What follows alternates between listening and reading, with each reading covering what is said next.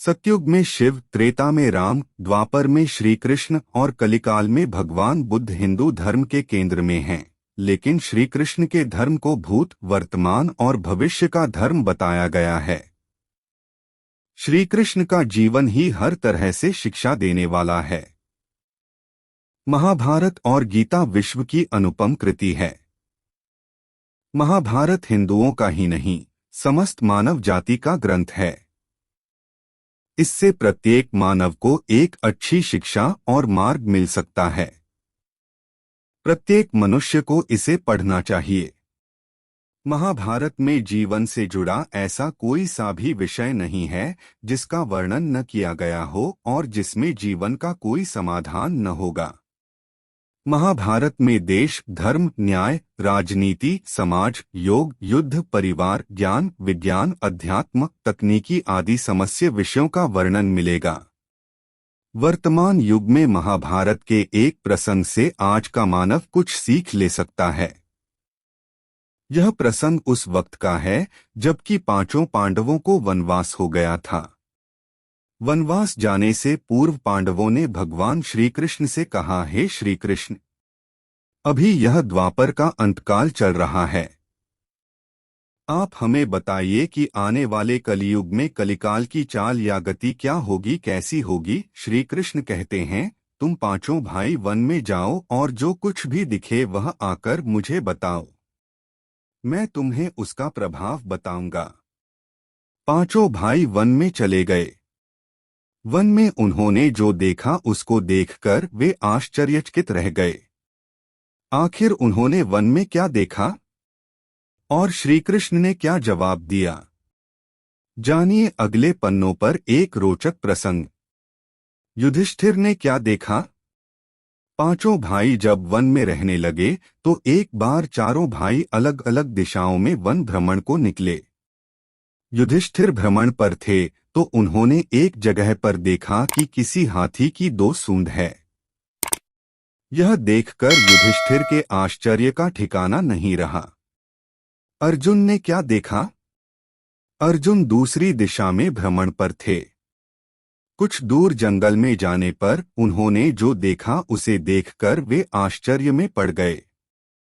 उन्होंने देखा कि कोई पक्षी है, उसके पंखों पर वेद की ऋचाएं लिखी हुई हैं, पर वह पक्षी मुर्दे का मांस खा रहा है।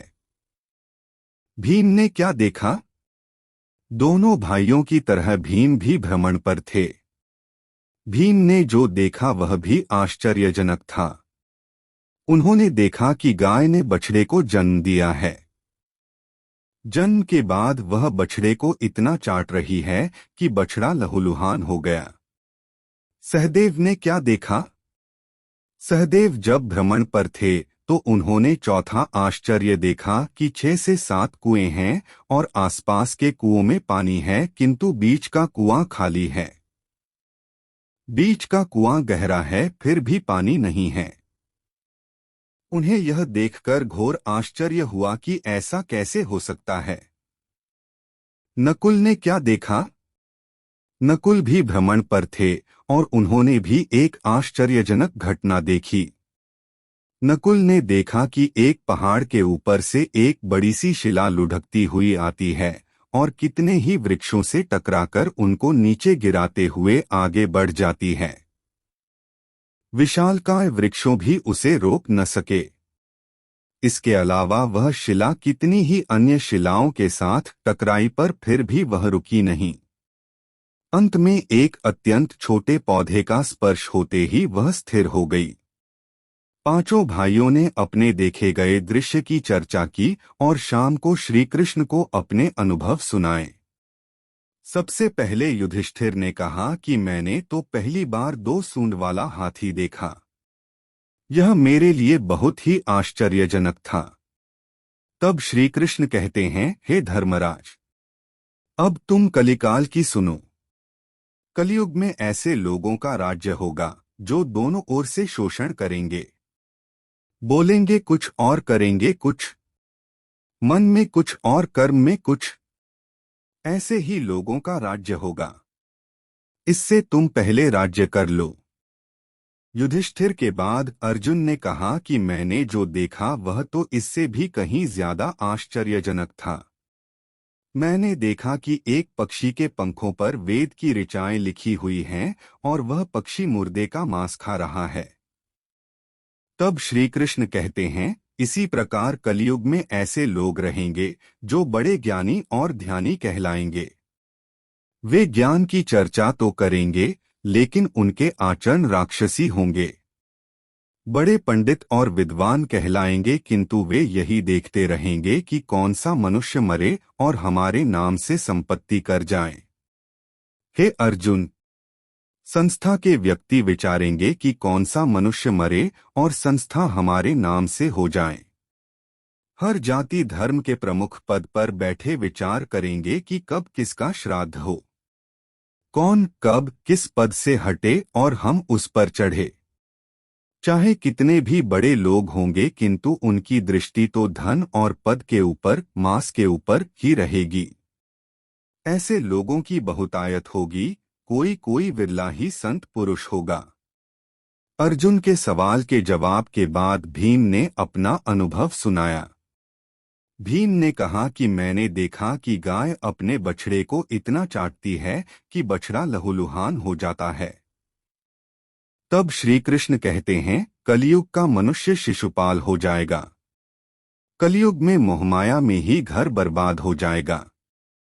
किसी का बेटा घर छोड़कर साधु बनेगा तो हजारों व्यक्ति दर्शन करेंगे, किंतु यदि अपना बेटा साधु बनता होगा तो रोएंगे कि मेरे बेटे का क्या होगा। इतनी सारी ममता होगी कि उसे मोहमाया और परिवार में ही बांधकर रखेंगे और उसका जीवन वहीं खत्म हो जाएगा। अंत में बेचारा अनाथ होकर मरेगा। वास्तव में लड़के तुम्हारे नहीं हैं, वे तो बहुओं की अमानत हैं। लड़कियां जमाइयों की अमानत हैं और तुम्हारा यह शरीर मृत्यु की अमानत है। तुम्हारी आत्मा परमात्मा की अमानत है। तुम अपने शाश्वत संबंध को जान लो बस। भीम के बाद सहदेव ने पूछा, हे श्री कृष्ण, मैंने जो देखा उसका क्या मतलब है? मैंने यह देखा कि 5 से 7 भरे कुओं के बीच का कुआं एकदम खाली है, जबकि ऐसा कैसे संभव हो सकता है? तब श्री कृष्ण कहते हैं, कलयुग में धनाढ्य लोग लड़के लड़की के विवाह में, मकान के उत्सव में, छोटे बड़े उत्सवों में तो लाखों रुपए खर्च कर देंगे, परंतु पड़ोस में ही यदि कोई भूखा प्यासा होगा तो यह नहीं देखेंगे कि उसका पेट भरा है या नहीं। उनका अपना ही सगा भूख से मर जाएगा और वे देखते रहेंगे। दूसरी ओर मौज मदिरा, मांस भक्षण, सुंदरता और व्यसन में पैसे उड़ा देंगे, किंतु किसी के 2 आंसू पोंछने में उनकी रुचि न होगी।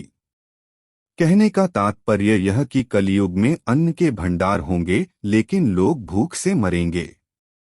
सामने महलों बंगलों में ऐशो आराम चल रहे होंगे, लेकिन पास की झोपड़ी में आदमी भूख से मर जाएगा। एक ही जगह पर असमानता अपने चरम पर होगी। सहदेव के बाद नकुल ने श्री कृष्ण को बताया कि मैंने भी एक आश्चर्य देखा। वह यह कि एक बड़ी सी चट्टान पहाड़ पर से लुढ़की, वृक्षों के तने और चट्टाने उसे रोक न पाए, किंतु एक छोटे से पौधे से टकराते ही वह चट्टान रुक गई। तब श्री कृष्ण ने कहा, कलयुग में मानव का मन नीचे गिरेगा, उसका जीवन पतित होगा।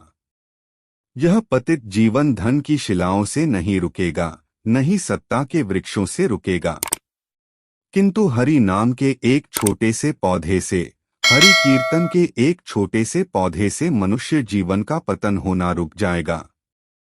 श्रीमन नारायण नारायण हरि हरि।